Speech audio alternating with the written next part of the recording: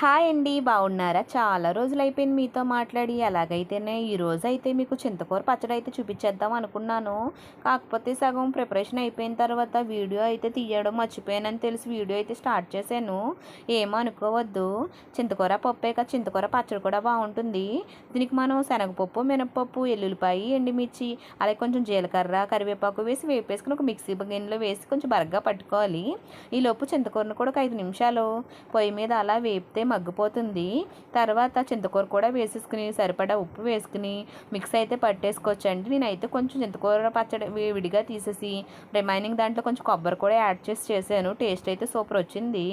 దీన్ని వేడి వేడి అన్నంలో కొంచెం చింతకూర పచ్చడి ముద్ద వేసుకుని కొంచెం నెయ్యి తగిలించుకుని వేడి వేడి అన్నం తింటుంటే అబ్బబ్బా, పుల్ల పుల్లగా ఇంకా చింతకూర పచ్చడి అయితే సూపర్ టేస్ట్ అయితే అనిపించేసింది. మీరు కూడా ట్రై చేసి ఎలా వచ్చిందో నాకైతే కామెంట్ అయితే